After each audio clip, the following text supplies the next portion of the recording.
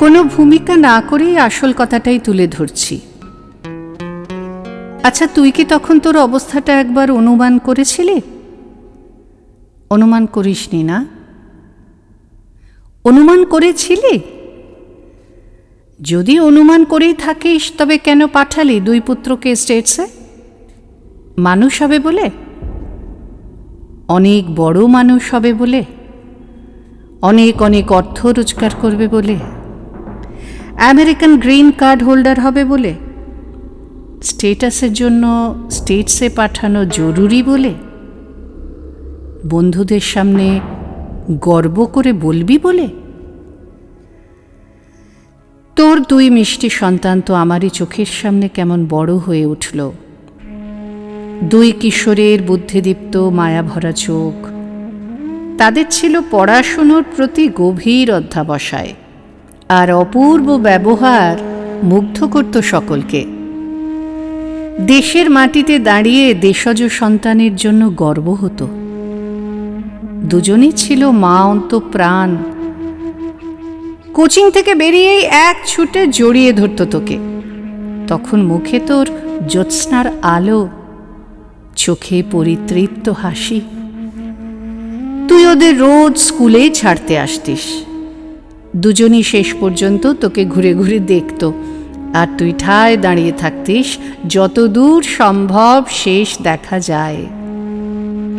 পুত্রদ্বয় যখন মিডল স্কুলে, তখন থেকেই তোর মুখে শুরু হলো একটা বাক্য: এ দেশে কিছুই হবার নেই, শিক্ষার কোনো মান নেই, ভালো ইউনিভার্সিটি নেই, ভালো শিক্ষক নেই, আবার চাকরিতে পয়সাও নেই, স্টেটাসটা নিচের দিকে নামছে, দেশের অবস্থা খুব খারাপ, খুবই খারাপ, বিদেশে পাঠাতেই হবে। যা বলতিস তাই সত্য করলি। 98% নিয়ে পাশ করলো ওরা দু ভাই। তারপরে শুনলাম তারা দুজনেই স্টেটসে। মিলিয়ে দিলি তোর কথা। স্টেটাসের জন্য স্টেটসে পাঠানো জরুরি। সন্তানেরা বড় হোক, মানুষের মতো মানুষ হোক, এটা সব মা বাবার মতনই আমিও চাই। কিন্তু গার্হস্থ্য জীবনে বানপ্রস্থ চাই না। সন্তানকে দূরে রেখে যান্ত্রিক করতে চাই না। দেখতে বড় কষ্ট হয় রে, বুকের ভেতর থেকে কান্না ডুকরে ডুকরে ওঠে। শুনছি তোর ওজন দিনকে দিন কমে যাচ্ছে। এখন শুধু তুই স্পেশালিস্ট ডাক্তারবাবুদের পথটাই ভালো জানিস, অন্য সব পদগুলো প্রায় গুটিয়ে নিয়েছিস। ভ্যানিটি ব্যাগটা তোর এখন ওষুধের থলি। পোশাকের শৌখিনতা হারিয়ে ফেলছিস দিনের পর দিন। আস্তে আস্তে তোর সব কিছু ক্ষইতে আরম্ভ করেছে। সব কিছু থেকে তুই সরে সরে যাচ্ছিস। দূর অজানার আত্মবিনাশের দিকে তোর পথ। তুই তো একসময় কথাতে পান দিয়ে কি সুন্দর করে কথা বলতিস, তুই কত মজা করতিস। তোর এখন ঠোঁট কাঁপে, তবে কথার সৃষ্টি হয় না। তোর উজ্জ্বল চোখের দৃষ্টি আজ উদাসীন। আমার ভীষণ কষ্ট হয় রে মালবিকা। আমি জানি দেশের শিক্ষা ব্যবস্থা, দেশের উপার্জনের পথ, দেশজ খাবারের গুণগত মান, অনেক কিছু হয়তো কম। কিন্তু একটা কথা বল বন্ধু, এইভাবে প্রতিনিয়ত মরবার কি কোনো অর্থ বহন করে? হ্যাঁ, সব কিছু হয়তো একটু কম হতো, একটু টাকা কম হতো, একটু স্টেটাস কম হতো। এই নিয়ে তোরা সবাই যদি একসঙ্গে থাকতিস, তাহলে প্রতিদিন অরুণ শোভায় পূর্ণ হতো তোর পুবের বারান্দা। দিনক্ষণ পক্ষ মেনে জ্যোৎস্না যাপন হতো। ছাদ বাগানের ফুলগুলো তখন তোর ও পুত্রের সাথে কথা বলতো। নিয়মে অনিয়মে বৃষ্টি আসতো, কখনো গরম ঠান্ডা মৃদু বাতাস আসতো। সবাই সবাই আসতো তোর বাড়িতে। তোর ওই ঠিকে মাসি টুম্পাদি, তোর ওই রান্নার মীরাদি, তোর ওই ড্রাইভার প্রবীরদা, সবাই সবাই আসতো গল্প করতে তোর বাড়িতে। ছেলেরা তাদের সমস্যা বলতো তোকে, তুই তোর সমস্যা বলতিস অনায়াসে। জীবন, সংসার, পুত্র এখন মোবাইলে বন্দী। ভিডিও কলিং আসার আগে ভালো আছি বোঝানোর জন্য চুলটাকে ঠিক করে নেওয়া। এখন শুধু ভিডিও কলিংয়ে চলে মেকি হাসি, দুঃখ লুকোনোর চেষ্টায় কষ্ট করে ঠোঁটের সঞ্চালন। আরে বাবা, দুর্বল মন টানতে পারে না সবল শরীর, সবল মন পারে টানতে দুর্বল শরীর।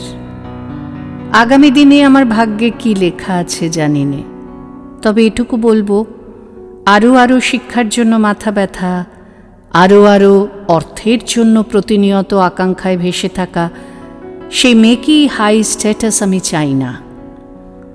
তার জন্য তুই যদি বলিস আমি স্বার্থপর, তবে আমি মান্যতা দেব। শুধু নিজেকেই দেখছি, আমি পুত্রের ভবিষ্যৎ দেখছি না, তাহলে আমি মাথা পেতে নেব। কিন্তু অপ্রাপ্তি হলেই কে ব্যর্থতা?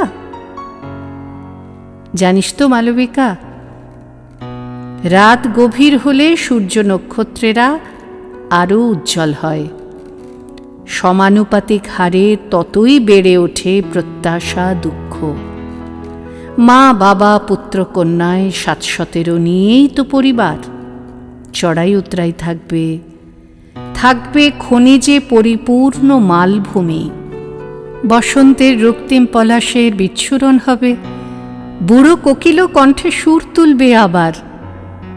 গ্রীষ্মে মন খারাপ করা মধ্যাহ্নের জন্ম হবে। সব কিছুর মধ্যে একটু না থাকাটাই সংসারের পরিপূর্ণতা। নীরবে একাকী কান্নার চেয়ে বড় কষ্ট এই জগতে আর কিছুই নেই রে। আমার ভাবনায় ভালো থাকার নেশায় একাকী থাকা তো এক স্বার্থপরতা, যেন সব দায়িত্ব থেকে দূরে থাকা। ভালো থাকার লোভ তো আত্মঘাতী করে নিজেকে।